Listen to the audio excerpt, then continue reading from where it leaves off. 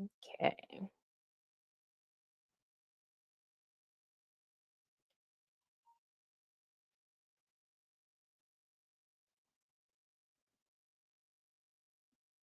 I don't know if the I audio. I hear me. Okay. Yeah, yeah. Oh, Sh- yeah. See, that's the thing. It's gonna be uh echoing, I guess.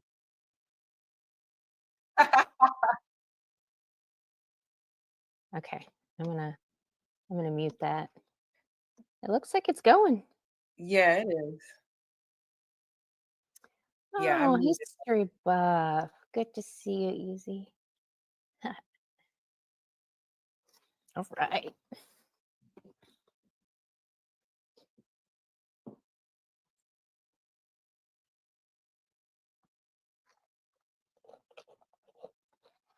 I probably should have done this on a separate laptop, but it's okay. I think it's okay. It looks good on my end. I mean, you could probably blow it Well, up. the only reason I'm saying that is because uh as each as we're speaking, then it's gonna be a delay on the other one. So I don't know if the audience on YouTube can hear both. Because I can hear both right now, because you have both pulled up. Yeah.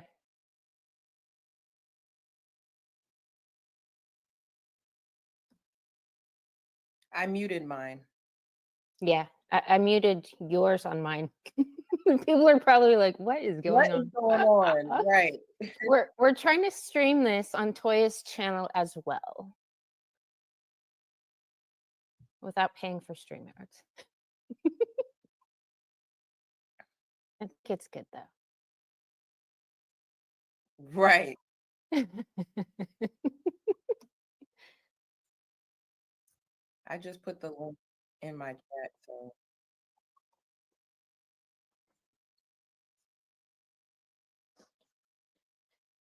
anyway, Anyway, shall we begin, Toya? we shall.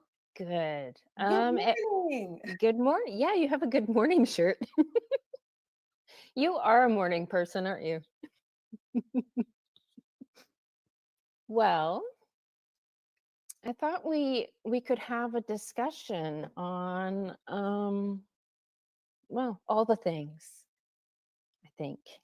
Whatever you would like to discuss. I have some questions for you. Okay, so I first came across you on, I think it was the Prophet at Thought channel. I think he got us on a panel one time, and we were doing, it was one of Yeah. his ridiculous race games. Those were so fun. But I remember having, some We were. normal conversation with you. Like you didn't seem like one of these crazy bitches that I found online. Um, and then, a If bunch you of ask fuckers. around though, that might be a difference of opinion. That's your Really? opinion, and I appreciate that, but there's probably some people who do think I'm crazy. Yeah. Well, I don't know. When I see the signs of crazy bitchery, I always look at like how consistent they are, how emotionally stable they are. Like there's a lot of how much they lie, how much feminist puppetry will come out of their mouth, and I didn't Mhm. sense any of that from you. And I've seen your content on your channel, and I don't get any kind of feel of like you're not a misandrist. Like you don't seem to hate men. I You don't at seem all. you seem very reasonable when you explain things. I don't know. I just thought it'd be fun to have a chat with you, and I really appreciate you doing this. I'm glad to do it, but first, do you have, a second screen up? Because I can still hear us in a lag. Oh, I can close it. I have it Yeah. on mute. I have mine on mute too, but I okay, that closed it. see, I just heard me say I keep on mute too again. Hmm. Maybe I should stop mine then. I don't know. This is No, weird. don't. It's gonna it's gonna confuse me to hear us. in real time and then in the lag. Okay.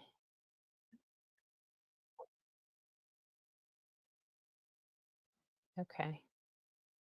I don't want you to stop it. I don't either, but I think I need to because it's not good for me. Yeah. Yeah, yeah. Well, I think we can always maybe download it and maybe upload it on your channel. Yeah. Oh, Contriver said, yeah, back in 2021 or 2022. Yeah, that's when. Right.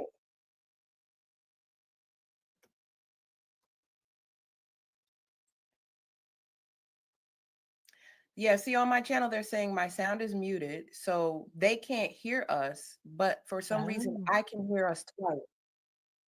okay. Yeah, I don't understand how technology works.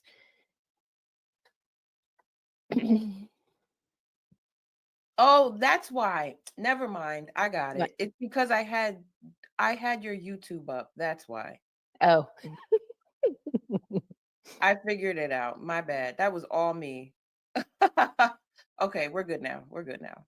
okay. So yes, so I remember you from the Prophet of Thought, and then I remember going to your channel and listening to some stuff, and then you just kind of disappeared off my feed. Mhm. And what happened? Like, So, okay, so that was the first iteration of my channel as Toya the Tutor. mhm. And I honestly don't know who reported my channel or whatever, but I do know that at one point I had a live stream and someone porn bombed me Uh-oh. while I was yes. And so I think that might have been what was why it was taken down, but um it kind of made me feel like I wasn't even close to the amount of subscribers that I have now. So I was just like, well, maybe this just isn't for me because my first little foray into live streaming went horribly in terms of the reception of it. And I kind of just jumped out there not knowing really what I wanted to do or what I was doing. Um, but I've made a second channel because I had a secondary YouTube account that was pretty dormant. And so I was like, well, why don't I give this another try? And that's the channel that you see now that I have. Okay. Now you did you were living in Texas, Yes. but you're from New Jersey. Yes. Yes. So were you born and raised in Jersey? Like how long Yes. did you live there? Yes. I was born and raised in Montclair. And Montclair, New Jersey is probably one of the most well, it had won awards and been on lists for one of the most diverse towns in America, honestly, but certainly in New Jersey. But so growing up there was great. I lived there most of my life, except for college. And then once I graduated college, I moved out and had my own place and stuff. But that was always home, and it still is. My mom's still there. So anyway, I moved to Texas once I started dating someone from YouTube Mm, that was based in Texas. He and I had dated for about a year and were long distance dating. And then I was like, hey, not getting any younger, neither are you. What are we doing? Like, are we going to make this a thing or are we just going to casually, whatever? mm. So he's like, why don't you come out here? And I'm like, all right. I moved out to Texas at the very end of 2021. So this all coincided. My making a channel, my Right. becoming ensconced in the Black manosphere, understanding that there are these communities on YouTube. All of this Mm. happened around the same time that I was becoming familiar with who Kevin Samuels was. So it was just kind of a Oh, domino effect. yeah. And so he and I engaged in a relationship. I moved out into Texas, and we had spoken about having a long-term relationship and eventually being married, but that didn't work out. It just didn't pan out. But I'm a very stubborn girl. And so, although our relationship ended, I did not want to give up on being in Texas. So I stayed. Um, had my own place for a while, had a good job. But then things turned for the worse in 2023, at the end of 2023. And I lost my job. I wasn't sure why. I just noticed that it was increasingly difficult for me to do things in and around Texas. Like, I wasn't able to switch my license for whatever reason. I would go to the motor vehicles and get turned away. They wouldn't tell me why. I would come with all of the documentation I needed, but for some reason I wasn't able to get it. Like, I would spend hours there. I had been looking for other employment and I just wasn't getting the calls back. Um, and so I thought there was something else afoot, but I couldn't put my finger on it. Mhm. And it wasn't until last year that I figured out that I was doxxed, but we can get to that later. Um, Doxed. Oh, yeah, doxing. That's yeah, happening in every single group identity bubble that I have been in. And I don't understand why, because it's like they it's a form of emotional terrorism. It's like trying to make the other person afraid and trying to get them to cancel their channel. It mhm, usually happens when somebody tries to cancel somebody's channel and they fail. So they almost try to make them quit. And it's sad to see because I see it everywhere. And I yeah. know all these different groups think it's only a them problem, but it's not. It's a crazy bitch problem everywhere. It is. It is. Yeah. And here I am naively thinking, if I don't bother anybody, nobody will bother me. But that's part of it, right? Like, just your existence bothers people sometimes. And Right. so I actually did a stream about how there are just people who are committed to misunderstanding you, and you just have to let them. And so I learned some very valuable lessons as a result of everything that I went through moving to Texas, relocating without knowing anybody there and really not having any ties to Texas. Um, Working there and then also being unemployed there. I learned a lot. And then having to actually swallow my pride and tuck my tail between my legs and come back to New Jersey despite not really wanting to. Yeah. All of last year was an exercise in ego death, learning, and strength. Mm. So things, man, I'm sad that the Texas experience wasn't good for you because I moved here like 16, almost 17 years ago. I Okay. just love it. I picked kind of a small community though. You were up in Dallas. That's kind of a Mhm. big city. Yep. Um, And I thought that that would be a good place for me to be, just coming from the East Coast and living 20 minutes outside of Manhattan. I thought, oh, it's this year, it's 2022, 2023. Like, people are not um, in living in antiquated times, certainly not in a major hub city.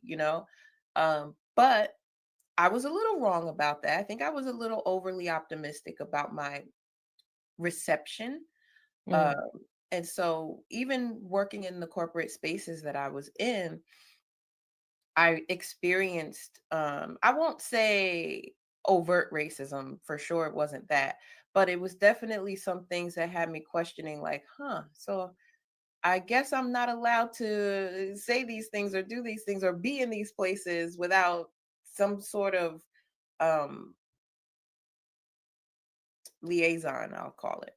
mm, mm, I did experience that, but it wasn't until I started making friends and kind of understanding what it feels like to have been born and raised there, and what those expectations are, to me coming from a place that's vastly different and trying to impose my experience, right? Because mm. I think you and I talked about this. I'm pretty much to myself, and I guess I didn't realize how much of to myself I was until I got there and I didn't have anybody. Right. So, I wouldn't say that overall my experience in Texas was bad. I loved it there. I loved the weather. Um, Yes. but and the food. But it just at a certain point I had to really say, okay, I'm trying to make fetch happen and it just is not. It Yeah. just is not happening. Yeah. So, Well, you said you lived in Jersey until you went away to college. Where did you mhm. go to college? I went to college in Jersey. I went to Okay. Monmouth University, which is a private university, historically Jewish. Um, and I'm the first in my family to have gone to college and graduated. But I I largely approached the college process ignorantly because of that. I didn't really Mm, have anybody in my family to be like, "Oh, this is when you want to start this and this is how you want to do that." I leaned heavily on my guidance counselor in high school to help me through the applications process. Um, I got accepted into quite a few different colleges, but I think what ultimately made me land on going to Monmouth was that it was not too far from home. I stayed on campus, but it was still, a little bit over an hour away from where I was from. Uh, and there were small class sizes. So that's why I ultimately decided on that. It was between that one and an all woman college, which I'm actually glad I didn't go to because I think that would have drastically changed who you have sitting in front of you right now. mm. Yeah. Yeah, definitely. But I was too young to even really consider that. I just knew I went with where I felt better. Yeah. So what did you get your degree in college? I have a degree in both journalism and public relations, and I minored in French. Mm, Mhm. okay. So do you speak French fluently? I I speak French okay, but I wouldn't call it fluently. I understand it way better than I speak it. Like if I were to speak to you in French, you would know I'm an English speaking person who learned Right. French. It Right. wouldn't be as seamless as someone who is fluent. Okay. So I'm curious because I didn't do the whole college thing. I went to a trade school. And a few years ago, I kind of woke up to this whole feminism thing. Mhm, Like, I mhm. didn't even know these crazy bitches were a legit organization and that it was a cult. I just knew I'd come across some feminists in my life, and I just assumed they were crazy bitches that nobody actually paid attention to. But I know they use the universities and colleges and even high schools as recruiting for their cult. Did you have any experiences with feminism? Like when did you learn about feminism? I think I learned about it in college, but I would say it was more so because of my degree and because my career when I first started out in journalism, uh, by the time I graduated college was when I really got to know more about it. I knew about it in theory in college. Mhm. I understood kind of where fit into that conversation, but I wasn't having those conversations yet. It wasn't until I Mm, graduated and I started working in the field of journalism as an editor and working with other women. Most specifically, there was a woman that I had gotten really close to. She and I still keep in touch. Um, who I'll never forget this. She had she had a very staunch idea about child rearing and women's biological imperative to have children. mhm. And she was totally against it. And she would refer to babies as crotch droplets. And I used to, yeah, Ah, yeah. And I used to get a kick out of that because right. I was walking around saying, "Yeah, I'm a feminist," not really understanding like what I was saying and how stupid I sounded as a black woman Yeah. claiming feminism when really I was never allowed in the club in the first place.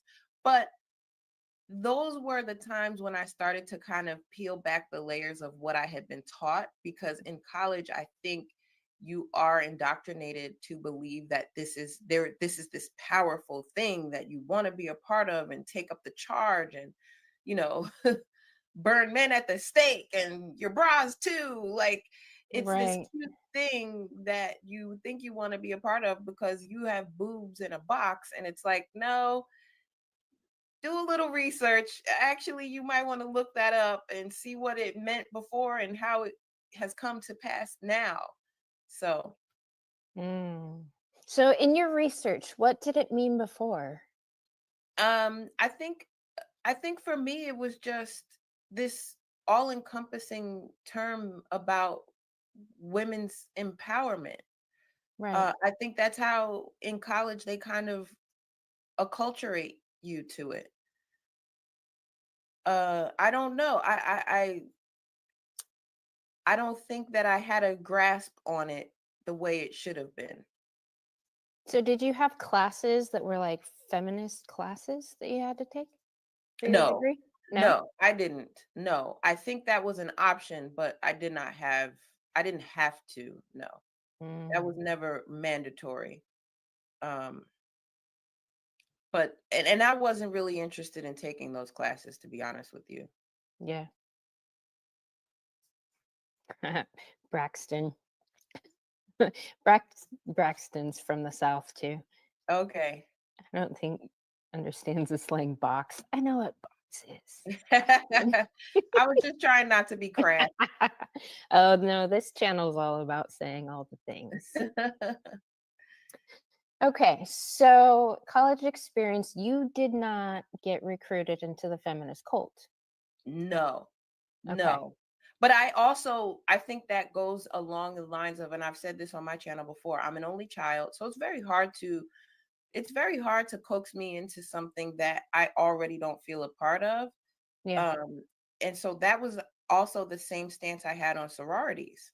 Mhm. I think if I was sorority minded, then it may have been easier for me to do that. But Yeah. because I already wasn't interested in paying people to be my sister, if I didn't Right. already have any sisters, Right. um, I just wasn't the demographic they were looking for.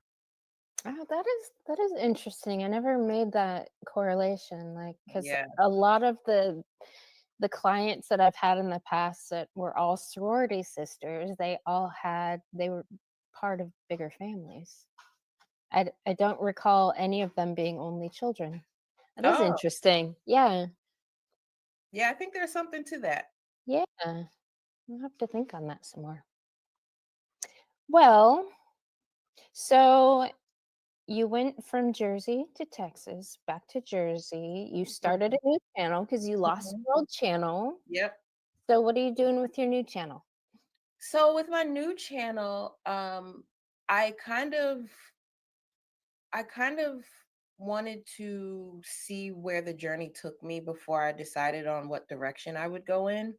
Mm, And I relied heavily on the associations that I had from my previous channel to build this one up, and kind of did panel style live streams in the beginning. But then I changed the channel name to Trust because I started to realize that my naivete kind of lent me towards trusting some of the wrong people mhm. on YouTube. And Yeah. so um, it was an exercise, or it is an exercise, in learning to trust the process, learning to trust the timing of things, and learning who is actually worthy of my trust. Mhm. And so now I had planned on doing content this year that would focus on um, a hashtag that I created, which is Black Men Are Elite. And I wanted to use that to highlight Black men that I feel fit that bill, uh, interviewing them and just giving them a platform to speak from their experience. One Mm, thing I love about the Black Manosphere is that it has given Black men the opportunity to have a microphone in ways that they just never have had before.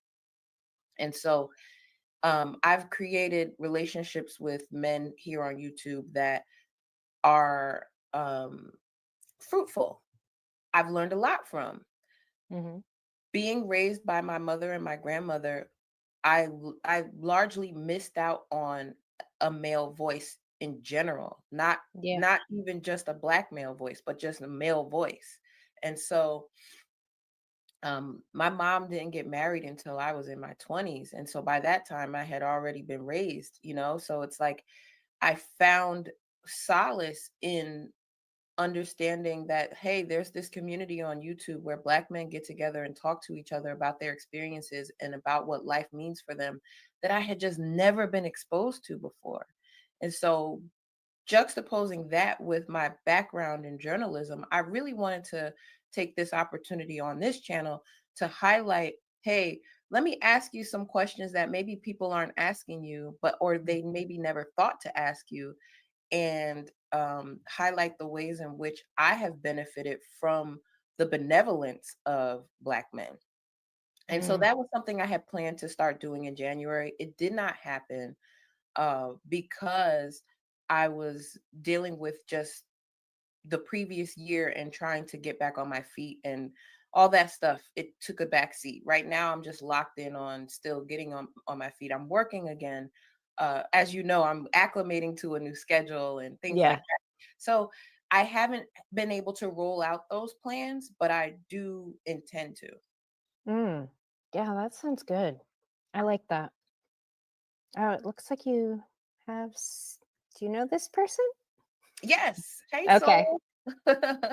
These are your guys? Yeah. Hey, Indigo Flow. How y'all doing? I'm sorry, I haven't been looking at the chat at all. I That's just it. put up the link to your channel on my channel so that people can actually hear us. Okay.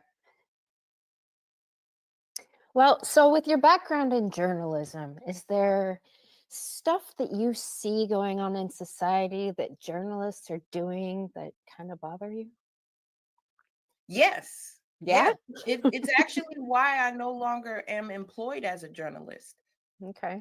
Because once everything started to go digital and bloggers started to take precedence over actual trained journalists, Mhm. it left a nasty taste in my mouth because I was taught that journalism is unbiased, and regardless of what your opinions are, your job is to tell the story from as many angles as you possibly can so that the reader or the consumer can form their own.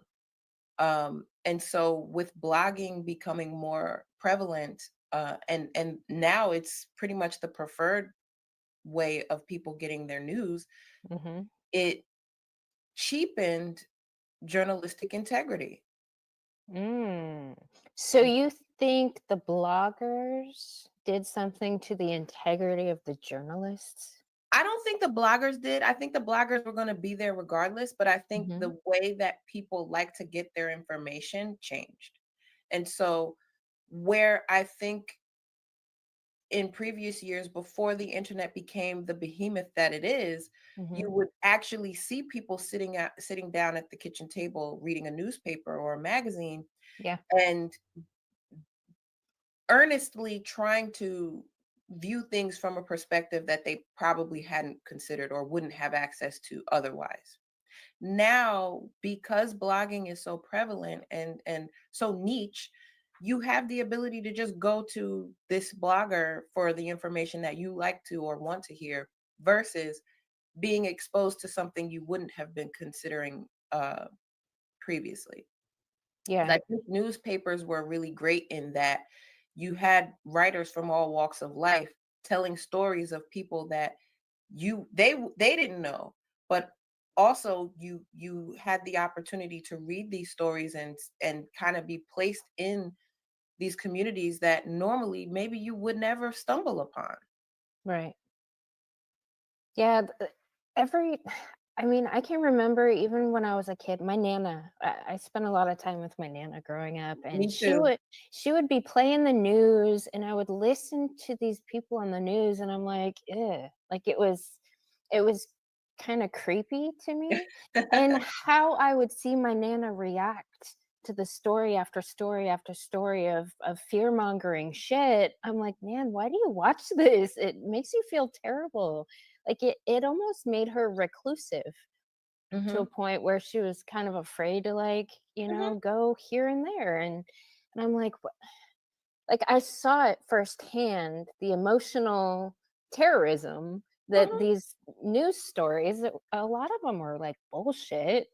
And Sure. they were so one-sided. And I don't know, I was just never was a fan of mainstream media. Something about them just really got me like creeped out. So I And never really paid attention to them. I can understand that totally. Like Yeah. both my nana and my great granny were really important to me growing up. I spent the most time with them because my mother had me young. She wasn't Yeah. around a lot. She was working all the time and growing up herself. So because I spent a lot of time with them, I got two different things, right? My nana wasn't so much into mainstream media. She's more religious. And my great granny she was always watching C-SPAN. Like she was always Yeah. like I just remember either she was watching that or she was watching wrestling. Two very different things. But that's That's what funny. my great granny was into. Yeah. But those seeds of how she got her information and formed her opinions were sown into me very early on, and so I wanted to be a news broadcaster originally. um Mm. it wasn't until I got older and decided what my major would be that I realized, okay, you don't really see any fat people on the news, so maybe I should get behind the scenes and do the writing. And so I went from wanting to be in front of the camera and broadcasting to actually wanting to write the news and tell the stories in a newspaper. But to your point about it being fear mongering, that was also what attracted me to it because I'm like, yeah, there's that side of it, but there's also the side of it that's not being told by the people who are afraid to speak up. And I want to talk to those people. Mm. I really was attracted to investigative journalism. I had made friends with people who had traveled around the country to tell those stories. I even had this big idea of because I'm not of this culture or community, ensconcing myself into a trailer park community because I wanted to tell the story of what it means to be of that community, how you see the world from that space, and how you interact with people who are not of that community. Um, that was a dream that I had. Honestly, it was something that I really wanted to do, but I never did it. By the time I started working as an editor, at a newspaper, I quickly rose up the ranks and then I moved on to magazines and I was doing consumer product media. So I got away from the political aspect of writing and was Mm. more so doing things that were informative. But yeah, I still love to write. I still have a penchant for telling stories and things like that. And I still do it on a freelance basis. I get requests to do things via email all the time, and I just don't attach my name to it. Mm. Mm. You mentioned fat. You're not fat. Not anymore, but at one point I was a big girl. Really? In Yeah. college you were big. Yes, I was always bigger than the rest of the kids, honestly. I grew up with asthma. I was always on steroids, and so I was always bigger Mm. than the rest of the kids, but I wasn't fat until I got to college. I started putting on weight. I started, the freshman 15 turned into the freshman 30, and it just it Mm. snowballed kind of from there. I When I entered college, I was probably a size 14. By the time I finished college, I was somewhere around a size 20. Yeah. And then in the years that followed, I got up to a 24 before I decided I need to make some changes. Yeah. Holy cow, that is big. Yep. I was 296 pounds at my heaviest. Holy shit. Yeah. That's that's probably double what you are now. Yeah. Yeah. It is actually. Wow. I'm around 160 right now. I haven't weighed myself in a couple months, but the last time I got on the scale, I was about 158. Yeah. No, that's literally double the size you are now. Yeah. Okay. So how did I was always curious, like how people got fat. Because I know somebody that has like fluctuated in weight. Actually, I knew two people, a man and a woman. And the dude was I asked him, I was like, how in the hell did you get so fat? And he's like, I don't know. Like one day had to buy more clothes because these ones weren't fit. Because I guess he wore baggy clothes anyway, and he just kind Mhm. of eventually filled it. He's like, I don't even know. Like, and the woman I know, like, she knew exactly how she got fat, but she totally recorrected it. Like, Okay. she looked in the mirror one day and was like, "I'm not buying any more clothes because these aren't fitting me. I need to do something." So Mhm. how long did it take to lose all that weight? It took me about 3 years. It Wow. took me about 3 years. I started I started making changes in about 2008. So, um, it was gradual. It wasn't like a huge drop off right away, but it was Yeah. gradual. I stopped eating fast food. I started working out more intentionally. I had always worked out.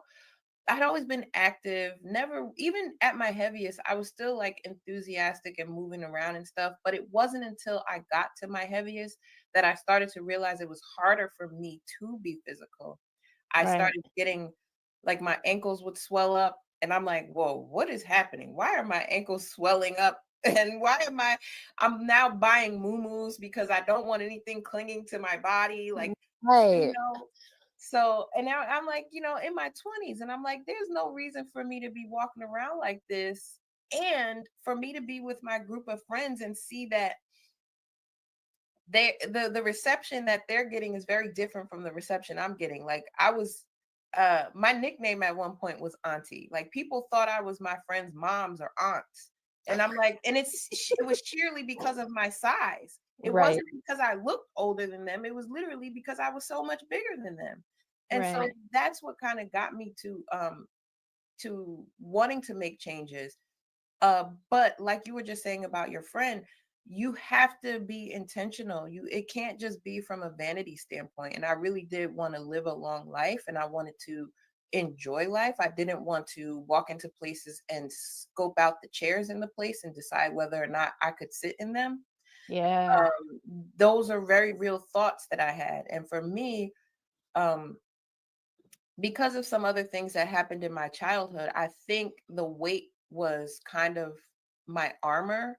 I was a late bloomer and I kind of this is just going back to what I said to you before about being insular and being to myself.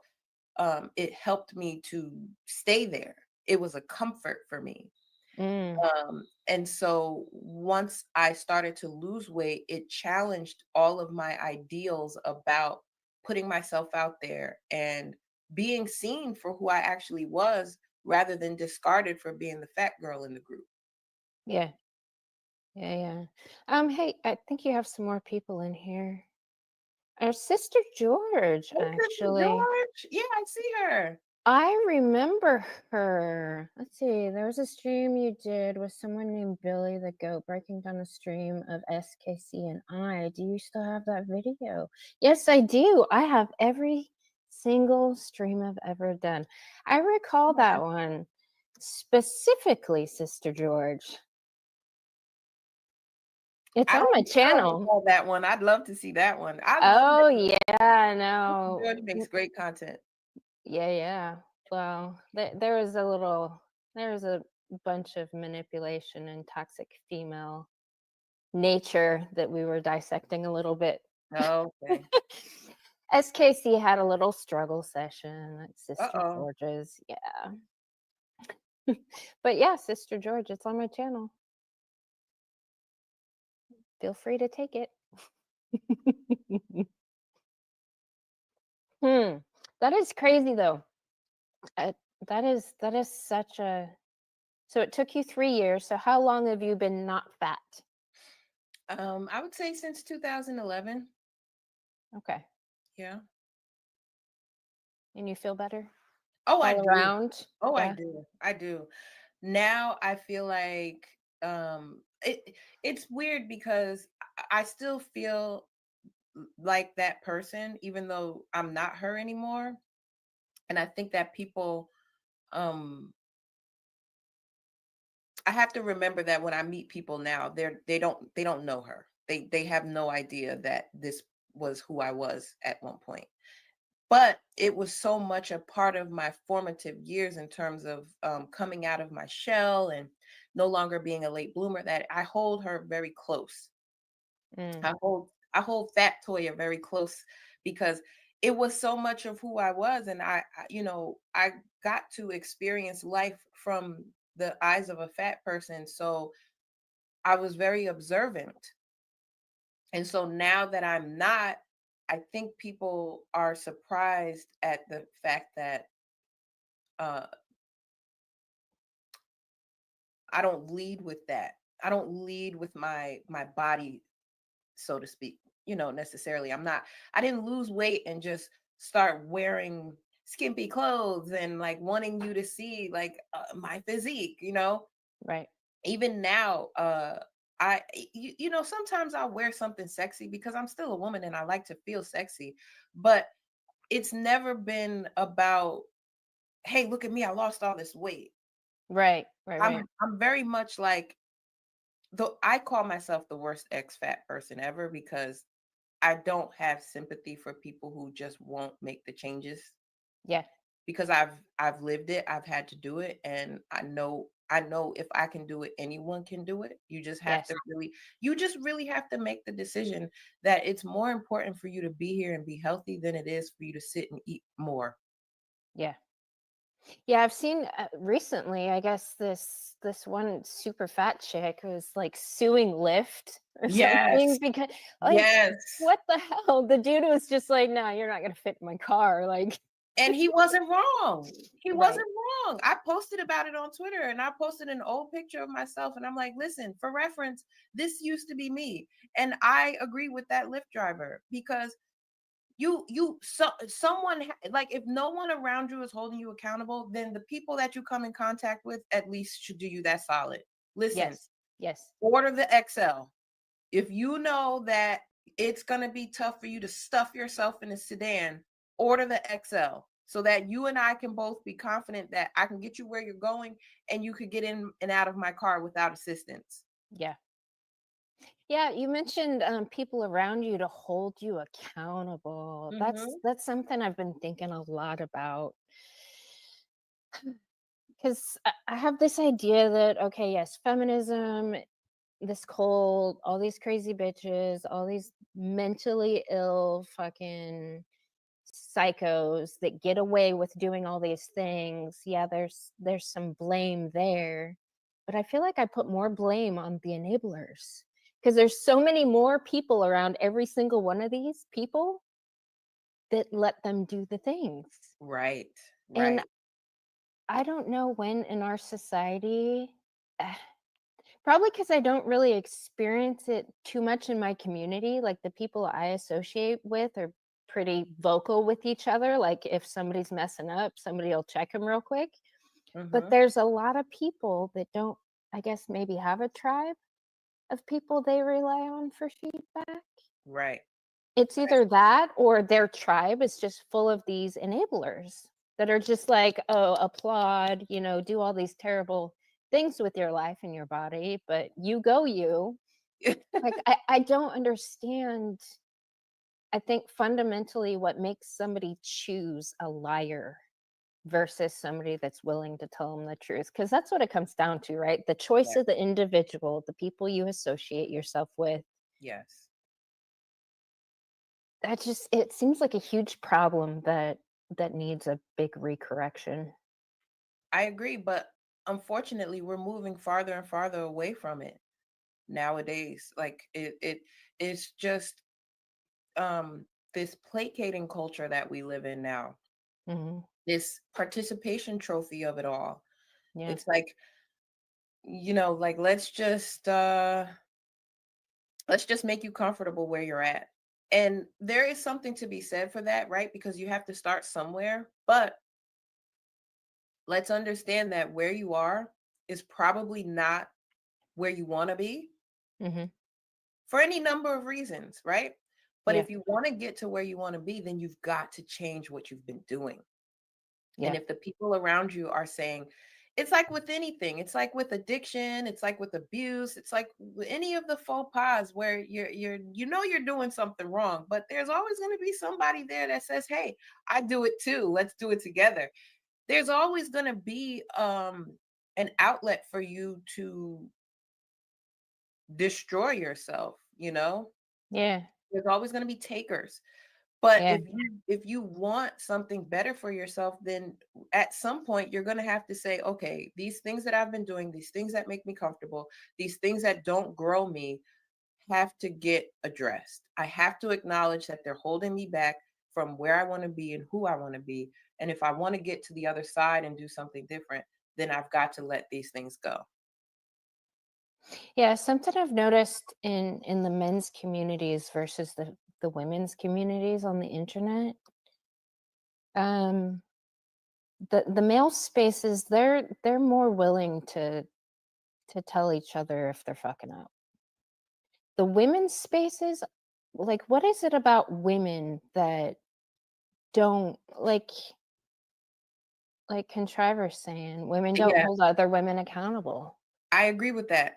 We rejoice and celebrate in it. It's what I call echo chambers and amen corners. Yeah. Um, that's another reason why I was happy that I found the Black Manosphere, because it allowed me to peel back the viewpoint of the ways in which I had been in those echo chambers and gotten comfortable in them, because you don't question each other. You just return back to this group of women who say, "Oh, that's okay, girl. I got your back," or "Yeah, I'll help you this or I'll help you that." And it's like, on the surface that seems great, but is it really serving me long term? Probably Yeah. not. Right. If the goal is for us to, let's just say, find a husband, right? To be in relationship, which is one of my goals.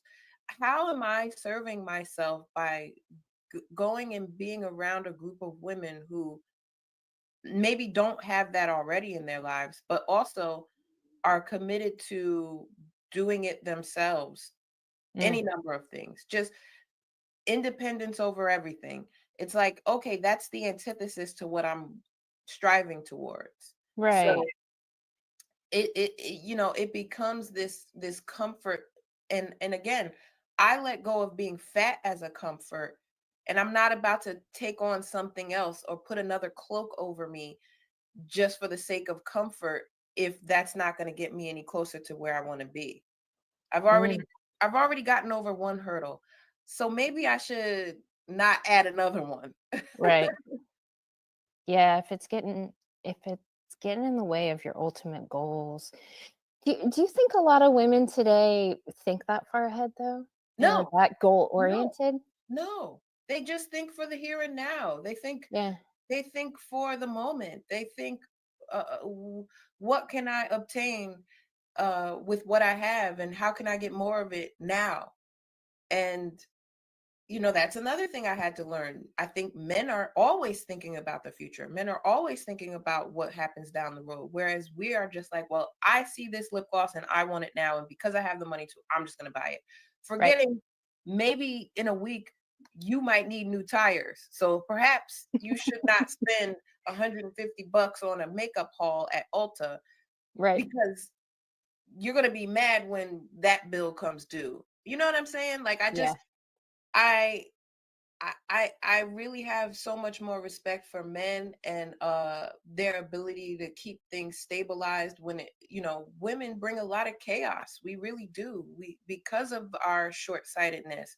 Um and I think that there is a solace that we have with one another and finding a sisterhood, right? But I think we use that term too loosely. Mm. A Yeah, sisterhood should really be based upon you guys having a common goal and helping each other reach it, where there is someone within that group that already has the things that you're trying to obtain so that she can help you get there. Because if you both are trying to get something that neither one of you has, right, how much success can come out of that? right. Yeah, yeah. No, I agree. I mean, as people, we learn by modeling. That's why I never understood when I would meet women and that, they're telling me about the people that they've looked up to in their life. And I'm Mm, like, Why would you look up to this as they're crazy bitches? Like right. anybody that is really messed head meds, all the things. Usually in the psychology field, it's like the feminists hold these crazy bitches up to such a high standard, and Mhm. it's like, why would you why would you want to be like that when they Right. because a lot of them actually have, I guess, soft goals. Like they feel like they want something in the future and they're just going to wait for it to happen, and they're just going to live their best life now, and they Yes. don't I've actually noticed. sit down and do the work to get the thing. They No. just think it's going to come to them eventually when, when Absolutely. when the stars align correctly. Like Yes. what Yes. is that? What is that? I'm going to sit on my couch and eat this food that's going to continue to contribute to my waistline getting bigger, Right. and everything I want is going to be on the other side of the door whenever I finally do decide to walk outside of it. um Yeah. yeah, it's delusion on high. i Yes. I call it delusions of stupor, Mm. because you would have to be an idiot to think that these things that you want are just going to magically appear. um it's why it's so easy to sell women dreams, because Mm. we've bought into the fairy tale of life from little girls, right? Like the cartoons and the movies that we are shown and the figures that we play with are living these fairy tale lives. And at one point you have to realize, okay, this is an inanimate object, this isn't an Right. actual person. So that's why it's so easy for them to obtain these things that we want and we hold so dear.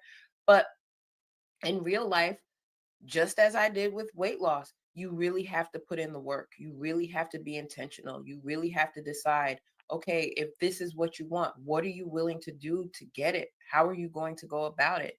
And if it means that you think being a feminist is going to get you a husband, good luck with that. Those two things are just not aligned. There's Yeah. no alignment in a man finding purpose for a woman as a wife and that woman placing uh womanhood above all. Yeah. Yeah. I don't understand the delusion though. I mean, I just go back to the enablers. Like these people that live in such delusion, they have to have people around them that keep them going, right? Yes. Yes, Like each one of them have more than one person in their life that is picking up their slack. right. And all too often, that is seen as okay. Yeah. It's like uh par for the course. It's just, oh, this is just how we do things. Even in my own life with my mother and my grandmother, I see them both placating each other, and it's hard for me to be a part of that, but it's also like I have to consider, how long has this been their modus operandi, and Yeah. what can I do to uproot that? Not much. There's not much wiggle room for me to, but all I can do is be an example of, hey, like even something really simple as making yourself something to eat and cleaning up after yourself, Right. right? Yeah. I'm big on that. You're not going to see remnants of the sandwich I just made on the counter. Why? Because after I made the sandwich and put it on a plate and before I go eat it, I'm cleaning the counter off so that the next person can use the counter in confidence that there's nothing else there that they don't want to eat. Right. But my mother and my grandmother do things with reckless abandon. I Mm. mean, I came back into my mother's house and immediately started cleaning because I was like, "When's the last time y'all did a deep clean? When's the last time you even cleaned the baseboards, uh, Mm, the refrigerator ducts and vents?" Like, these are things that in order to maintain a home, you have to do regularly. yeah, But there was this comfort, this laziness that they had amongst each other that neither one of them was challenging each other on until I got here and said, "Hey, right. there's things that you probably should have been doing. I'll do it because since no one else is doing it, someone needs to." But again, it takes there being someone who's willing to disrupt the status quo. Yeah, Um, and a lot of women are not willing to challenge other women when it comes to that. A lot of women are just like, well, this is how you do things, this is how you're comfortable. I'm gonna champion you because right, sisterhood. right. Well, and I wonder what the thought process is. Like, what do those people get out of doing that? It can't just be cowardice. Like the ability to, or the inability to open your mouth and say something that might result in any kind of confrontation. It can't just be that. They have to get something else out of. Well, if I don't call you on yours, then you don't get to call me on mine. It's complacency. It's Oh, complacency. It's yeah. well, if I don't point out this thing that I see you do that I know probably isn't right, then I can expect you to not do that to me. Mm, And, where's the growth in that? right. Where's And the accountability in that? There is none. Why do yeah, I need to be accountable if I can just go to you and if I have a deficit, you'll fill it for me? And then vice versa. If you have one, you can come to me and I'll fill it for you. But we'll never say, where's the root? Why does this keep happening? yeah, yeah, yeah. Huh. I mean, because, okay, so historically, people have lived in tribes, and Mhm, tribes are comprised of all type of different people that are responsible for different things. mhm, Like this person makes the clothes, this person, harvests the corn, and people trade, right? mhm. I wonder if s- I'm still trying to figure out the fundamental thing that's fucking up like proper tribalism. And because there's an element of people picking up each other's slack, but there's trade involved. There doesn't seem to be like a trade involved with these enablers. Uh, Like what are they trading exactly?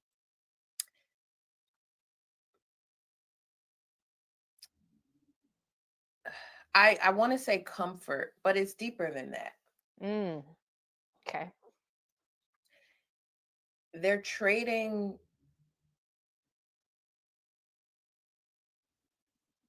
they're trading an unwillingness to be accountable. Um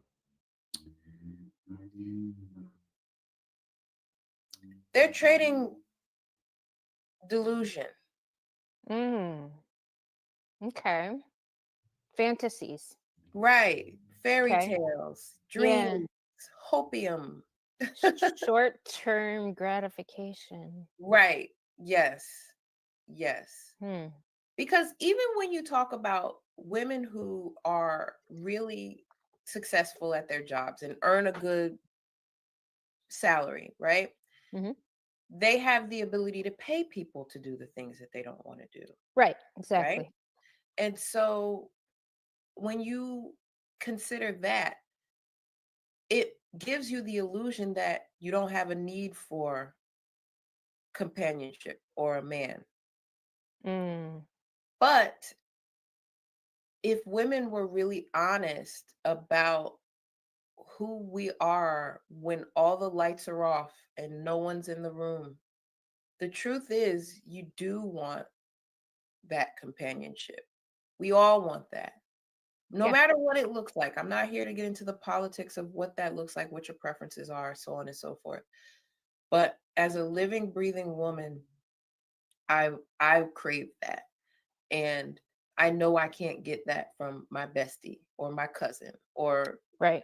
I cannot lay that on her. Nor do I want to. But because we've convinced ourselves that having access to the money to pay for the everything else, a lot of women I think find solace in, well, my bills are paid and I've got a car and I've got a job and I've got the clothes I like and I've got the doodads and the appliances and the ability to go on this trip. And but Right. at the end of it, everybody that every part of that life that you've created, people are looking at you and saying you don't answer to anyone. No, there's no one who's holding you at night because we still have human needs. And so for me, it's trading delusion. But also all of those things are made possible by a man somewhere. I'm Right. sorry. I'm sorry to break it to you this way. Even if the Yeah. woman that you pay to clean your house, she is even made possible by a man somewhere. Yeah. The money that you pay to get on the plane to go to Dubai, he made that possible. There's a man somewhere that made it possible. He either flew the plane, owns the company. Why don't we make that connection? And again, I'm not here for the politics of it. If you like women, if you like men, whatever. None of this is possible without the work that men put in every day to make it so. I'm aware of that. And so my thing is, I'm not willing to live in that land of delusion anymore. Mhm. It's why so many of us are walking around here, head cases, having to be on medication, having to have one or two drinks after work, because you just had to go through and deal with the world in a way that men are meant to. Right. And that's not the natural order of things. So now you've got to take the edge off. And Mhm. before you know it, whatever you used to use to take the edge off no longer works. So now you got to up the ante. Right. I'm lucky enough to say that I don't have a vice. Yeah, Right. I do like to drink sometimes, but I don't have to. I have a bottle of Maker's Mark right now in the kitchen that I bought weeks ago. It's not something I have to have every day. Do I like to? Sure. But again, it's having this relationship with life and understanding, even now, still learning. I'm not in control of everything. I'm the arbiter of how my day goes based on the way I want it to go and how I greet it. I'm not. Does that make sense? Yeah. Yeah. Yeah. Yeah, no, what you said about not having to have a vice. It's so strange how there's so many women that don't understand that they have a lot of these vices and have to get on these head meds because they're literally like trying to do something that's impossible. They're trying to please the feminist gods by breaking themselves in a million pieces to try to get all the things done. And Right. I have a friend's daughter who's currently going through something like that. Like she's married, has a baby on the way, but she's being pulled to do like fulfill these commitments that the feminist fucking talked her into, and she's constantly battling like time, like the Mm-hmm. amount of time in a day a woman has. Like she Mm-hmm. can't go to school to finish her PhD, have these children's, work part-time, but the feminists are telling her she can do all the things, right? And instead of listening to her husband and what his future concerns are, she's taking a lot of her feedback from the cult. And it's sad to see. And I told her Yeah. point blank, like, hey, you can't do all of this. And she's like, You well, were never meant to. but I'm supposed to. And I'm like, says who? Says the crazy bitch that has no family? Like, Right. really? Right. If you want to end up like her, then go ahead. Take her advice. Keep doing what she's doing. But if Yeah. you don't, then you might want to make some adjustments. Yep. Yeah. Yeah, we had a pretty good heart to heart Oh, recently, that's and good. But see, she's yeah. lucky to have you because you are Right. someone who is living the life of, and I don't know much about your personal life. I'm not here to peer into that, but if you are married, you do enjoy what that means, and the place that that puts you in life. But it would be threatened if you started to take on some of these ideologies, right? Oh, yeah, yeah.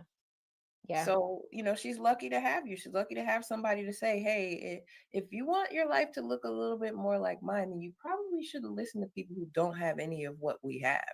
Right.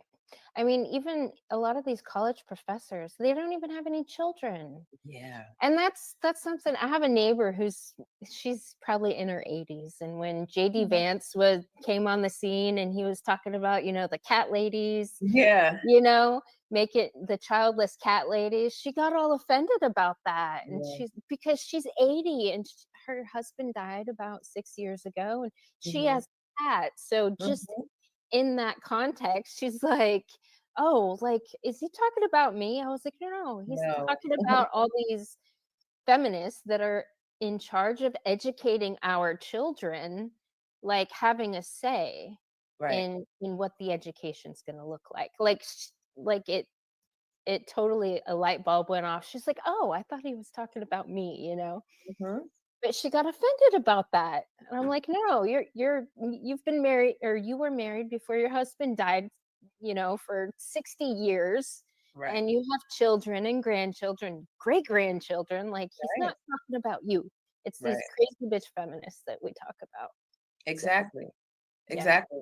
That have never lived the life of what it means to be a woman in totality, that have never really, you know, and full disclosure, I don't have children, but unfortunately, I was in a situation where it was medically impossible for me to have children. I was told that in my 20s.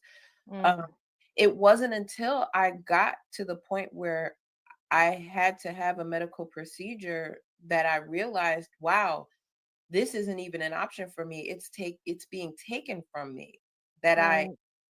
really was sad about it, because I don't Yeah. before that, I don't think I really understood the biological imperative that women have. And I Right. wish I did. I wish I was raised to understand that as a woman, your responsibility is to keep the family going. Right. And that once that was taken off the table for me, uh, I suffered a loss. I suffered a loss and I mourn it often because I would love to have been able to continue our family along our family name, the traits associated with who I am and where I come from. But then you have people in those echo chambers that say, well, you can still have a family, you can adopt, you can be a bonus mom, which those are all great things. But Yeah. it doesn't lessen the blow that is associated with being told, hey, you're just not viable. The way that you were made will make it very difficult for you. Having endometriosis, having fibroids, this is what we need to do to make sure that you're still okay. Yeah. Um, you know so I think I have a different viewpoint on that, but to your point, she is not who he was talking about. It's the people who have chosen to just opt out of the biological imperative and get a bunch of cats or uh Right. small dogs and call themselves pet moms. Yes, dog moms. Yeah, and it's like, you in the same way you can't proxy womanhood, you cannot proxy motherhood. I'm sorry. Right. It's just not the same. Yeah. There is an urge, and I see a lot of young women that kind of struggle with the whole feminism thing and how, and I've talked to a few of them at places I've worked, like if they want to have kids or this and that, and it's like they do, that fundamentally they do, and they're like Mhm, fighting with their biology because it's a feeling. Like, mhm, mhm, and then you have this cult telling you it's a bad thing and that, the world's mhm. overpopulated, and, if you have children, you can't do whatever you want when you want. Right, Like, you won't be free. right, right. And it's like that that's not the purpose of No. the But children. again, it points back towards, if you're having a relationship with a man who is your husband, that is where the balance comes into play.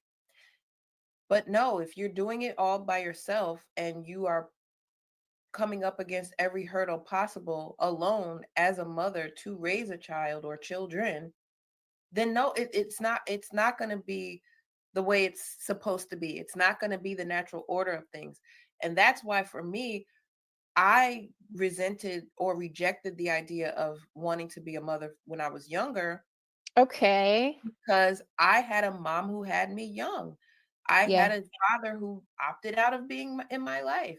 I didn't know that the way it's supposed to be done creates balance in such a way that you will still have the freedom to be who you are, but that you take pride in the fact that your most important job is to be this mother, to be Yeah. this wife, to be this homemaker, to be this soft place to land for your family, because you are doing those things not only willingly but wantingly. You Yeah. desire to create that. Uh and so, again, once it was taken off the table for me and I started to realize, oh no, this is not the way it was supposed to be at all. And if I had that understanding, maybe life would have been different for me. Maybe I would have fought harder to fight against whatever medically Mm. imposed, hardships Mhm. I had to go through. But it is what it is. I'm here now, and I have the viewpoint that I have now. But it makes me sad to see so many women in their younger ages opting out and taking up this feminist ideology that really ensures that you're going to be a cat lady, a lonely, it ensures Welcome. that. Yeah, Yeah. yeah. Yeah. Well, what would you well, there's so much that's been going on Hmm. society-wise that I'm super Hmm. excited about. Do you think things are going in a good direction? Um, the optimist in me wants to say that water finds its own level. And, although it may seem bleak, that things will balance themselves out. But our, as a society at large, our unwillingness to effect change tells me otherwise. Mm. By Because our, you mean women or society? society in general, I think most people are not okay with change. I think Mm. most people have a visceral reaction when things are attempted to be made different. And I think that's why um, our president is so polarizing, because he's willing to make the changes that everybody is uncomfortable with. He's willing to pull the plug on things. He's not um he's not going about it softly. He's not implementing things in stages. He's just saying nope, absolutely not. And people are not okay with that because we've become so comfortable in our comfort. We've become so um enabling to one another that when anything comes up that challenges that, we're upset. We want to cancel you. We want to have a visceral reaction. Like I was saying before, you don't even give things a chance to shake out before you're just outraged immediately. Right. I think that is why things are not going in a great direction. Do they Mm. have the possibility or the propensity to? Yes. But it's going to take people like you and I being comfortable with seeing other people go without. Right. Yes. And I say this, it's not the nicest thing to say, but a lot of us have to get comfortable with stepping over dead bodies. Yeah. And I mean that literally and figuratively. Yeah. Uh, in order to preserve the freedoms of others, you've got to snatch it from some. You, Yeah. there are people here who are enjoying things that they really haven't put in the work for, Hmm. and at the behest of the people who really should be. Yes. No, I absolutely agree with that. Yeah, I'm seeing a lot of people that have been so used to preferential treatment Mhm, start being told no, mhm. and now they're thinking it's oppressive. Right, Like, right, right. like actual equal treatment is now oppression. Mhm, exactly. Like, but then who do we blame for that? The idiot that's all offended now that they don't get preferential treatment? Or do we point the We finger blame at the ourselves. people We blame who gave it? ourselves. We blame Yeah, ourselves because if I'm not willing to say to you, "Hey, that thing that you did was effed up," then I'm okay with you doing the effed up thing, even if I didn't do it. right. Just because we don't do it doesn't make it not our responsibility, right? We still have a responsibility as human beings to call out our poor behavior, to Yeah, call out you are not being accountable for that decision that you made. And sure, you can get away with it. And sure, there'll be people who will make it easy for you to do it again. Still doesn't make it right. right. Yeah. Yeah, I would like to see more of that. We need Me more of too. that in our society. Me too. And I know it goes against the sisterhood and the feminist code, about what do they say? Like,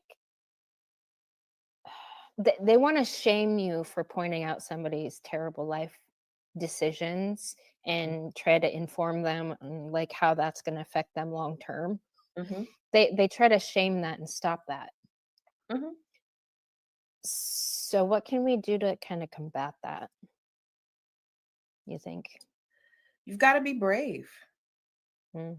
You've gotta be brave. You've gotta be willing to deal with that, shame, but also patient. Mm. One thing I've learned in my short life is that, patience produces better results.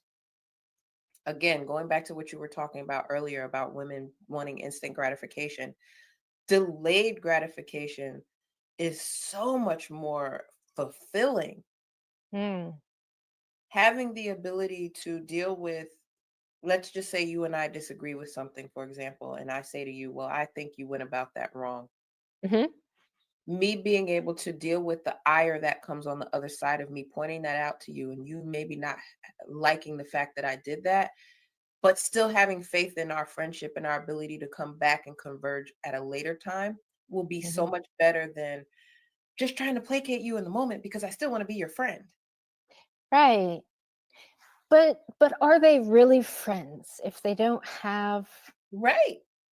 Because I've seen instances where two of these women, they're super nice to each other's faces, and they'll both Mm-hmm. like talk shit about them behind their back, and they Mm-hmm. they won't tell them the truth, Mm-hmm. but then they claim to be friends. I'm like, Yeah. can you even call that a friendship if it's not real? No, and sadly, last year that was part of some of the ego overhaul that I went through last year. I had to break up with my best friend since seventh grade. Oh no. Yeah, and it was really just me taking a step back and realizing that she's a mean person, and that Mm, she never, I won't say she never, but she did not have my best interest at heart at some point along in our friendship. And instead of me recognizing, acknowledging, and doing something about that, because I had tried to break off our friendship before, but I didn't stick with it because she made me feel like we still had something to hold on to, and that um I needed her, mm, and I wasn't strong enough in my own convictions to say no. This brand of friendship that you're offering me now no longer serves me. At one point in my life when I was still very much to myself and I was still fat and I didn't feel confident enough to assert myself and to hold fast to the things that I knew were right, you were the person who could get us there as a duo, right? But then Yeah. once I started to have my own voice and started to say or speak up about the things that I saw that maybe she was doing that I didn't agree with or didn't like, that was when I started to realize, okay, maybe this isn't really a friendship anymore. Maybe this is a dependency that really doesn't work for me. Um, but I also started realizing the way that she treated other people that I didn't necessarily like was also the way she was treating me. I had thought that I was different. I had thought that because we had been friends for so long that I was in a place that those people weren't. And Yeah. I started realizing, no, Toya, she's doing the same things to you. You're just not around when she's doing it. She's doing it behind your back. Just the same Yeah. way she's doing it to other people to you. And Right. still presenting herself to be a friend to those same people. What makes you think that you're different? Right. It took me years to realize that.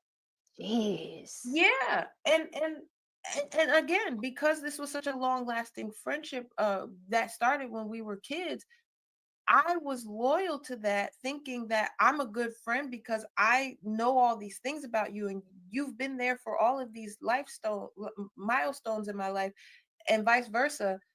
That's what friendship was built upon. But then, one day I had to really say, wait a minute, you really don't get it. Yeah. And it's my fault for not calling it out. It's my fault for not challenging it once I acknowledged it, sweeping it under the rug for the sake of comfort, for the sake of the length of the friendship, for the sake of this familiarity that we've built over the years. Yeah. I had to let that go. So again, you have to be brave enough to say, I'd rather not have any friends than to keep you because of this familiarity. Yeah. So letting go of dependent relationships. Hmm. Because Yep. she was there throughout since Yep. 7th grade. Yep. So she watched you get fat and then she watched you lose all the weight. Yep. And she never said anything about your weight in the entire time you guys were friends. Nope.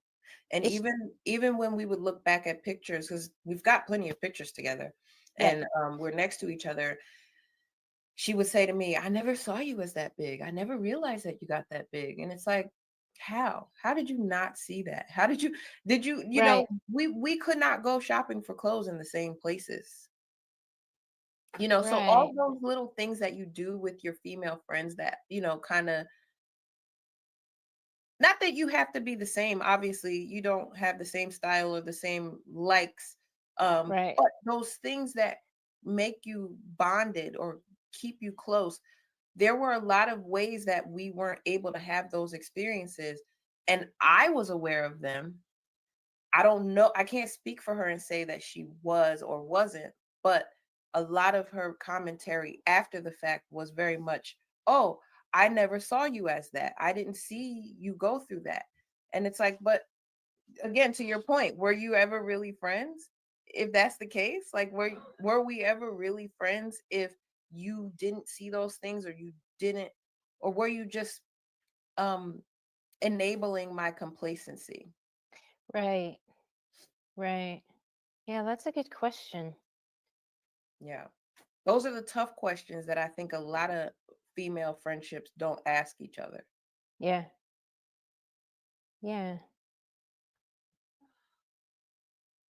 Well, I'm trying to think. I can't think of any other questions right off the bat. It is interesting hearing about your college experience, though. And I'm glad you didn't get recruited into any of I these know. feminist cults. I know. I wear it as a badge of honor, to be honest with you. So, Yeah. when I still talk to my friends from them and from then, and when we get together, it's interesting to see how our lives, went in different directions. I have a friend that we were almost instantly friends once we met. She's married, she has children. She has a blended family. Her husband had children before they got married, but she is um wildly successful in life. And I love the fact that she and I have maintained a friendship throughout those years, and she's seen me go from being fat to not, and all of that. But even last year we had a really good conversation in which she told me, at one point I was really deciding on whether or not to continue being friends with you. And it was so eye-opening because it made me realize that I wasn't honoring her as the friend that she was because I was so busy um trying to be that echo chamber, still wanting to be in those spaces where we just made each other comfortable versus challenging our accountability of one another. Yeah. And so I was so grateful that she decided to still stay in my life because now I'm on the other side of it and I can um hold myself accountable, and I apologized to her. It was a really good heart to heart that we had Yeah. where I said to her, I'm so sorry for not showing up for you as a friend in the way that you have consistently to this day. Yeah. I didn't deserve it and you still were there. Thank No, you. Yeah. that is good though. Yeah. See, even though you didn't quite find your tribe here in Texas, you still have a tribe, right? Yes. Very Yeah, much so. that's good. Do you Yeah. do you have anybody that you've connected with in Texas that you still keep in contact with? A short few. Yeah. Yeah, just a short few. Yes. But I was so focused on trying to solidify my life there and work and balancing, a household by myself that I didn't really take the time to make very many friends. So there's two people that I still keep in touch with that we're still friends. But other than that, no. Even Mm. even on the job, the people that I met on the job that I still wanted to be friends with, they pretty much said, "Nope, I don't think that'll be in our best interest to continue." And it's like Yeah. that was a dagger for me. It was, but it was like, eventually I got over it and realized, okay, I understand why. Yeah. Yeah. Yeah. Tom. Hello, Tom. Hi, Billy, by the way. Females infrequently have good female friends. Yeah. Yeah, I'm still trying to understand why feminist cult members choose to be in this cult. I know a lot of it is fear. Mhm. I know the way the cult operates, they have to fear monger. That's how they Mhm. recruit. Mhm. They sit in these university classes and tell these terrible stories about all the hardship women went through, and then they bring up their friend that was, you know, had all these terrible things done to them, and this is why we have to do what we do now, and it's like fear-based recruitment tactic. Yeah. I'm just I don't know. I think because where I live in College Station, where Texas A&M University is, and I have a lot of associations throughout the university and throughout the community.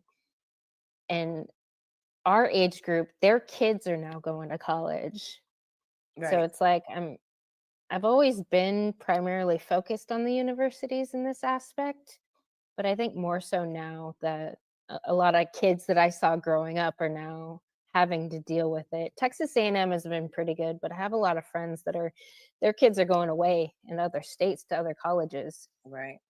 So we've already had the sit down before they left, So, don't be joining any feminist cults, mhm. but it's still a problem, I It think. is. I know with the way society's going, the diversity, inclusion, equity policies are going, and I know that's the feminist like spearhead into getting into all these organizations. Mhm. But I feel like they're not going to give up. No, they're not because they think that they can access the power of man. That's really what Mm, it is.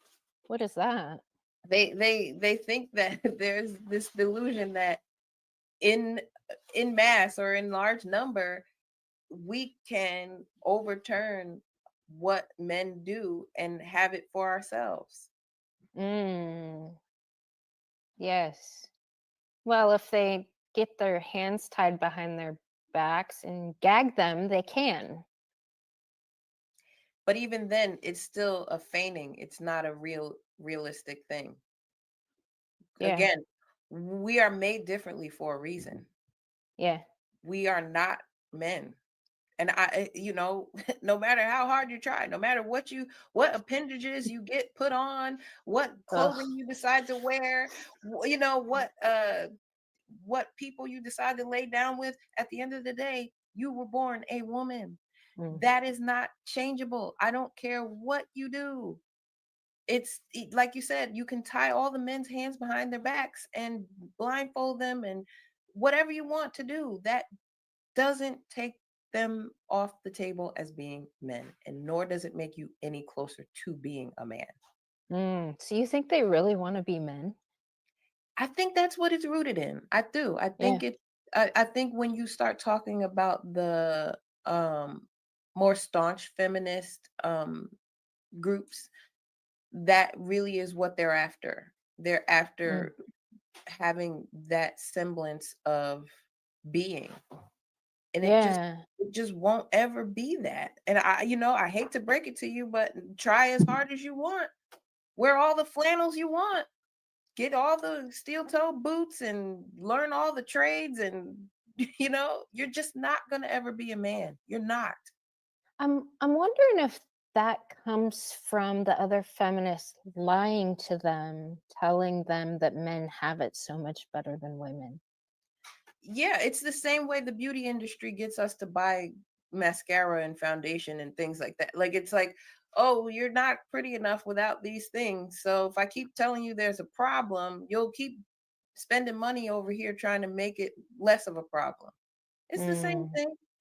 Yeah, I guess that's the the payoff. feminists need more recruitment to make more money. Because Sure, without members, they don't make money. sure. So that's why I'm excited to see all these crazy bitches getting fired right now. It's so amazing. Or being called out for the things that they thought they said in private that now is public. Oh yeah? Like what? Yeah. There was a woman recently who made some really disparaging comments about immigrants, and she's being raked through the coals for uh being racist.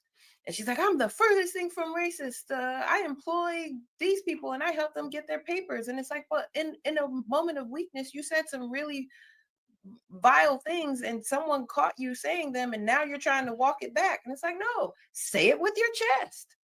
My Right. thing is, stand on it. However you feel, whatever you think, Yeah. you have to be woman enough to stand on that. And even if it makes people mad, you said it. Yeah. So, these people are having to deal with now not having a cloak to hide behind, which again, I will say is made possible by men. Men Yep. men have always done the protection of women, women they don't even know. And Yeah. so when that gets removed and now you have to deal with it, you remember you wanted to be a feminist? Well, go ahead. Right? Mhm. It is weird how they still go to men to clean up their messes. Yep. Like some of the craziest feminist bitches I've met online have always been able to manipulate men to come to their defense, Mhm. which is so weird. Yep. Because on some level they do understand the natural order. They Yeah. do still understand that I have daddy, I need to tell daddy, I need to answer to daddy. But in a group of women, that conversation is null and void. Right. So, I mean, we're not going to solve the case today, you and I, but No. But we should work on trying to solve it, trying to help. right, sure. And we've got to keep showing up and being brave in our daily lives. Yeah. That's what real bravery is. Real bravery is standing in the face of a woman and saying, "No, you'll never be a man, and that's just not something I'm comfortable with you taking on. I'm going to Yeah. go to a man because I know he can do Yeah. it." Right, right. I don't know. I'm excited about the men and women's sports. I feel like it's exactly what these feminists deserve. They have over the decades invaded every single male space there is. I know. Like even the Boy Scouts. I know. It's not the Boy Scouts. It's the Boy and I Girl Scouts. I know. Like I know. I know a lot of people are upset about it, but I think it's necessary. Men aren't coming into salons asking for a taper and a fade. I don't it just doesn't happen. No. So why are we trying to go into barbershops and get our hair done? Oh, I don't know. And this has come from somebody who used to wear a shortcut, a fade. I used to wear my hair like that. I did. Yeah? I did. I did. And I mean, I didn't hate it. I liked the way I looked, but then one day I realized, this is I'm not supposed to be in a barber shop.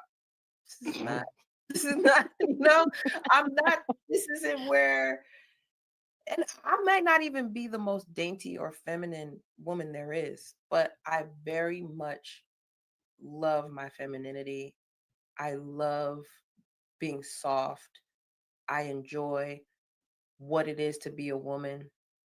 And that is very different from being a man. I have no desire to be manly. Yeah. So it takes a lot of undoing depending on where you come from and what you've been taught. But again, you Mm. got to be brave enough to do that. You got to do the Yeah. work. Yeah, yeah. Do the work. That reminds me of Matt Walsh's recent documentary on critical race theory and Oh, yeah, yeah. Have you seen it? I It's haven't. called Am I Racist? It's so funny. We went and Oh, saw it in the theater. I have to check it out. I'm gonna look it Well, up. do you know who Robin DiAngelo is? Yes. Okay. He literally got her to pay his producers some reparations out of her purse. Yes. Yes. It was What? the best moment of the entire movie. Sorry about the spoiler alert, but I thought it was No. fabulous. So his first documentary, What is a Woman?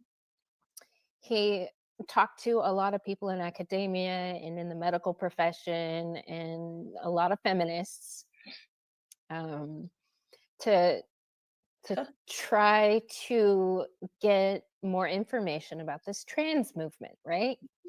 And every time he spoke with somebody and he'd ask questions or kind of push back, like they would completely shut down the conversation. It would be no longer happening. They stopped. So, with his more recent documentary, instead of questioning anything or instead of giving any kind of pushback, he just doubled down on their fuckery Okay. the whole time. So he paid a lot of race grifters to have, I guess, interactions with. But Robin DiAngelo was one of them, and he got her to take money out of her purse and hand it to his cameraman as Wow. reparations. It was so Wow. funny. Oh my gosh, It is looks this like the Jay? only place I can watch it is on Daily Wire. Is that Yes, true? that is the only place, Okay. unfortunately, Okay. but it is so worth it. Yeah. I'm going to. Thank you. Yes. Oh my gosh, JR2. Uh-oh. Did you lose your channel, JR? Is Uh-oh. that why you have a JR2? No, Just it's another so day on YouTube. yeah. No, it's just it's so messed up because yeah, a lot of these race grifters, they're in the feminist cult. It's just a way for the cult to make money. Mhm. So, Yep. well, is there anything you would like to share about your channel? I want to share your channel. I need to pull it up here. Just more to come. I'm planning to do content again soon. I will probably in the next week do a short live stream just to address my absence and answer a question that was put in one of the comments of my posts. But thereafter, I plan to start doing some more content regularly. Mhm. So yeah, come by and see what I'm doing, and if you like it, subscribe. We're on the road to 1,000. Hopefully, I'll get there before the year is out. There, I shared your channel. Thanks. Yeah. We should do some stuff here in the future. We I should. think I think the two of us together can piss a lot of people off by Oh speaking a yeah. lot of truth. So, oh shit, the working man. Hello. I hope things are well. I did email you about the vaccination stuff. Trump did announce that all the people that had to leave the military because they wouldn't get the vaccine, he's reinstating them with complete back pay. The Oh wow. working man was in the military and he refused the vax, so he got his ass booted out. Wow. Vindication feels good on a Sunday, doesn't it? Dude, back pay? Yeah. That's That's big. crazy. That's big. Yeah, that's huge. Yeah. Yeah, I think I'm still trying to find something that we might disagree on. I mean, I'm sure there's lots of topics out there that we could talk about, but Absolutely. I mean, I've listened through quite a few of your live streams and I can't say that there's anything I have any disagreements on. Yeah, I'm sure we'll find something. I'm sure we will. And even if we don't, we're still approaching topics. I think you and I have we have different walks of life. You know, Mhm. you're a mom, you're a wife. I am not. So, there are going to be things that I think I can learn from you based on that But position. also, you're a single child. I'm the Hmm. oldest of four. We Hmm. grew up on two different sides of the country. Yep. You went to college, I went to trade school. Yep. Yep. You've worked in corporate. Yep. I have a hard time staying in corporate because I keep opening my mouth. Like I don't understand the corporate culture. And I did hear recently Mark Zuckerberg on Joe Rogan, because Mark Zuckerberg has talked about firing all the fact checkers from Meta and Instagram. Hmm. And he was talking about how corporate has been neutered and how Hmm. it's overly feminine. Hmm. And Yeah, yeah, it is. it's crazy how it got there. And I know it took decades to get there, but it looks like there's going to be a lot of pretty quick recorrections going on. I mean, Yeah, just policy wise. I think the only reason I was able to work in corporate for so long is because I understood the pecking order. Mm. And once you've resigned yourself to either falling in line or never getting in it, it makes it easier. Not that it's better, but I will say that now that I'm working outside of a corporate structure, I'm finding it difficult, because it's not what I'm used to. Mm. Um, and so to your point about your mouth getting yourself in trouble, Yeah, now I have the freedom to do that now, where I yeah, didn't before. So I'm right. pushing the envelope a little bit in ways that I normally wouldn't have, and I'm enjoying that. Yeah, yeah, the freedom of speech. Mhm, mhm. Yep, Yeah, that is crazy. yep. Because I used to go to work and be work Toya, who was a percentage of me, but not the complete picture. And I think that's the key to being successful in corporate America, making sure that you have this polished, fractioned version of you Right. versus who you actually are. Yeah. Huh. Oh, look, the Clue Studio. Hey, Clue. What's up, Clue? How's our favorite bastard factory? Wow. You uh, guys have Good nicknames for each other. times. That's adorable. Well, it's just somebody he likes to white knight for. Ah, okay. Got it. Well, should we share some news? I think we should. This is a Yeah? great now that we have everybody's attention. Yes, I think we shall. It is time. Actually, I'm glad Derek's here. I think he will enjoy this new channel that we're doing. Yeah. The good mother and the good tutor have joined forces. Yes. We are going to be doing some live streams. Yes, we are. What did we decide on Saturdays? Saturdays. Yep, we're going to be coming to you guys live and direct on Saturdays with more conversation that you just saw us have, but we're going to be tackling some hot topics and um it's going to be fun. You're going to get both of our perspectives on things like she just explained. We have very different backgrounds. We were Mm. raised in different parts of the country. So it'll be interesting to see how we disseminate the topics that are on all of our feeds. Yeah. Yeah, there's so much going on right now. Mhm. And I kind of keep my finger on the feminist pulses. Mhm. There's a couple channels that I follow, and it's like everything that they keep complaining about that's getting recorrected. I'm like, yes, yes, it's about time. Like Yeah. that was my goal. I am anti crazy bitch. Yes, I am. Yes, she is, Dare. She's nicer to crazy bitches than I am, though. Yeah, I am. But She, again, she's it's been trained. She's been trained to placate to them. We I will have work on that. this is why I'm also looking forward to this too, because you're gonna help me, fight against that. Like I it's true. I do lead with kindness. I do think Yeah, that if I don't bother you, you won't bother me. But I've learned that's not the case. And some of the crazy bitches are rabid and they're gonna be that yeah. way regardless of how I come at them or not. So game on. Yeah, yeah. Game on. It's time. Yeah. The working man says, don't be nicer to crazy bitches. They don't need to be eased up on. I know they need to be doubled down on It's currently. true. It's true. But also I think with your background and your experience, I guess kind of being a cult member, kind of maybe superficially, not maybe feeling it down in your core. That's why you were Yeah. able to just get rid of all the puppetry that you're like, yeah, this doesn't make sense. Right.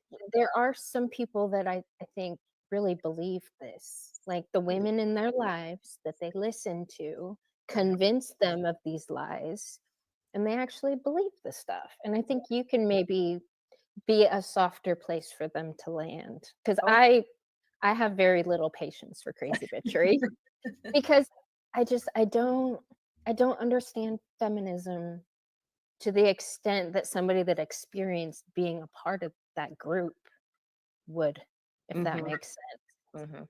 So, Yeah, I stopped drinking Kool-Aid a long time ago, so yeah, but at least you know where they're coming from. And Mhm. maybe there's things that they need to hear that you can say that they'll listen to. You know what I mean? Sure, sure. Because a lot of my ease comes from wanting to understand. Yeah. It's always like, huh, how did you get there? Where did you start? What steps did you take after that? Like, Yeah. I really do. I'm obsessed with understanding. And Yeah. so we have an interconnectedness that joins us all. But I think the noise makes you think that we don't. And so, Yeah. yeah. And I have tried over the years, I have tried to have like legitimate conversations with some of these feminists because I too want to understand. And it's like I've put myself in so many positions to to really wrap my head around where these people are coming from. And I don't get, I guess I don't get the one-on-one that I was looking for that would Mhm, help me understand because mhm. they're afraid to talk to me for some Right. reason. And I And people don't. get their jollies off by disagreeing. So, you know, Yeah. the want to understand is usually one-sided. Yeah. Yeah. Like I've tried to get some of them. Like most recently I found this rad mom who is a staunch feminist, and Mhm. she's a mom and she's married and she went to college, and I thought we could really chat, and she could help me understand why she believes some of the bullshit she believes. There goes that. But she backed out on having a conversation, but she did admit the reason why was that she didn't feel like she could control her emotions Okay.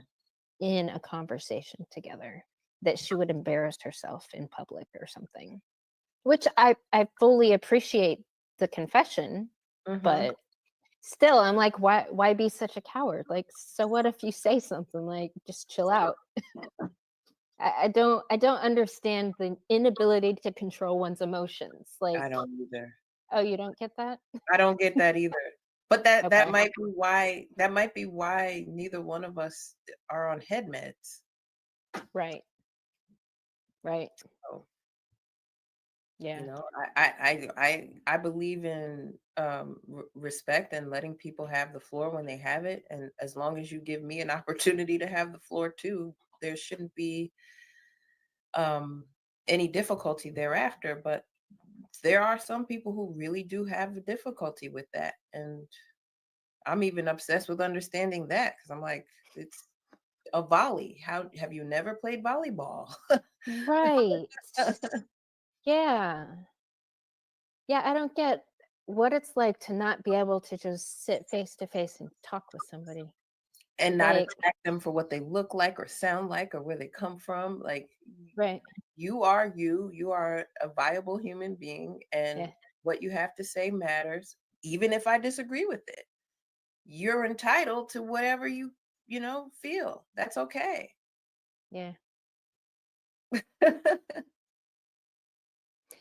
Yeah, the head meds, the official sponsors of feminists. Oh man, we got to put that on a t-shirt. Right? Those antidepressants melt your brain. They aren't supposed to be taken for years and years. Yeah, I don't know. Yeah.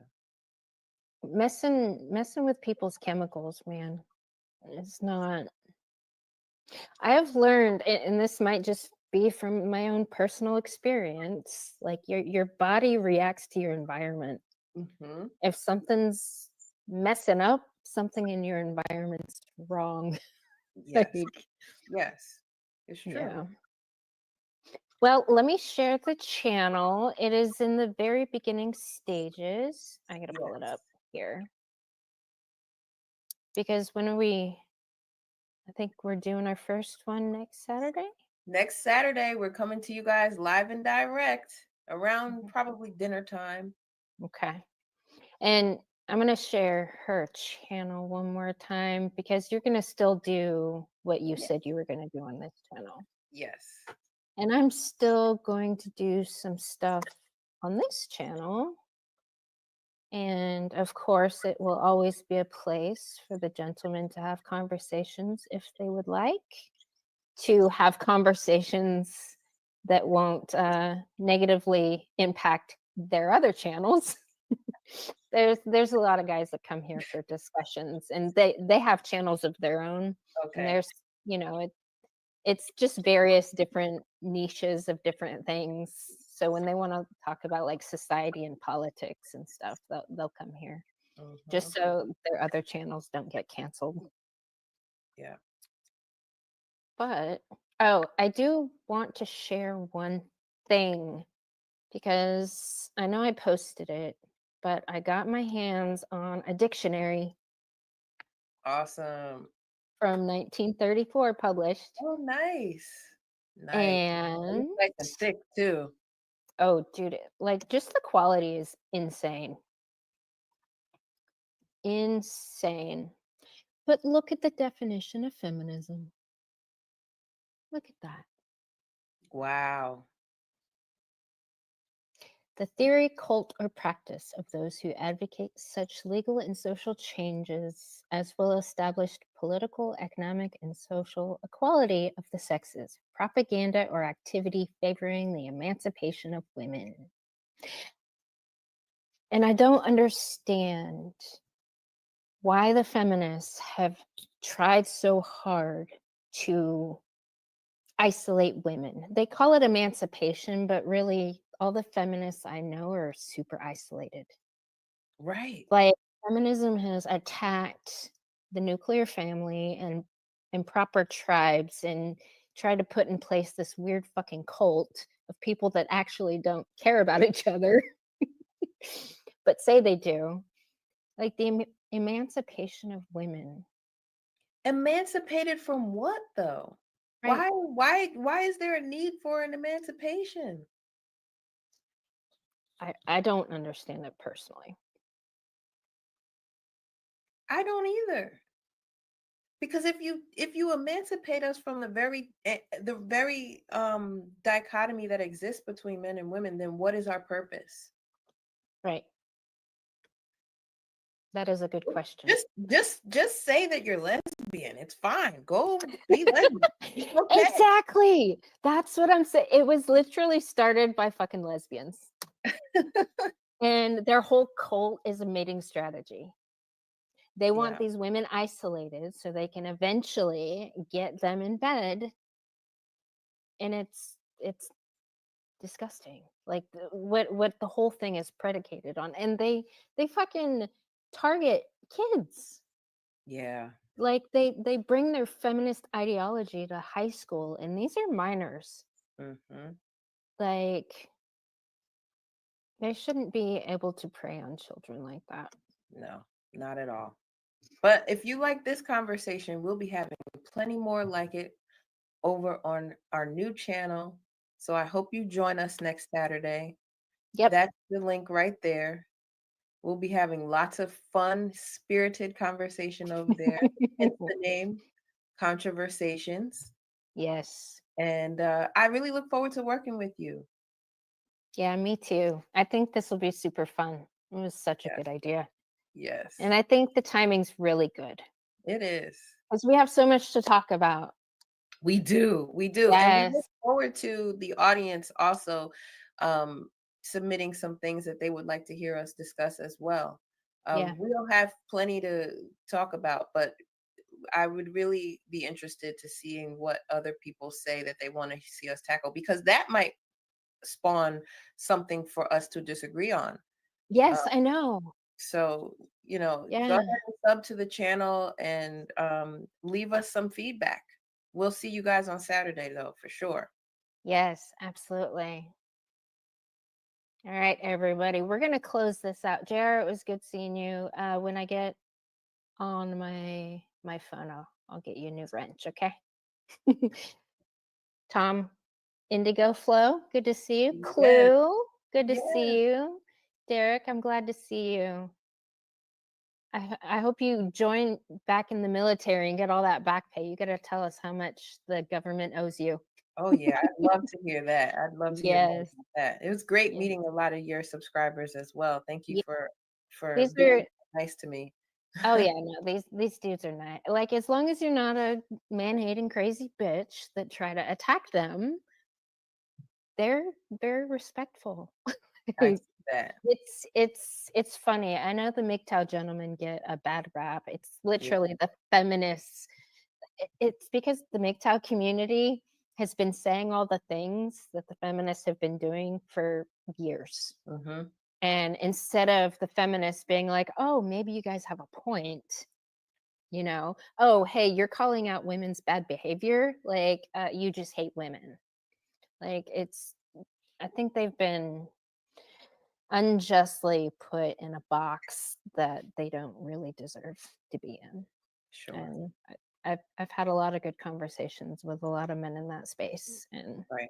they have been right about so much. And it's good to see their words traveling in the spaces politically that they are, because I think they're a big part of what's happening right now, Right. society wise and policy wise. So Yep. Checks and balances. yes, I think it's great. All Same. right. Well, thank you, Toy, for this lovely discussion. Thank you for having me. And thank you, chat. And we'll see y'all next Saturday, huh? Bye, y'all.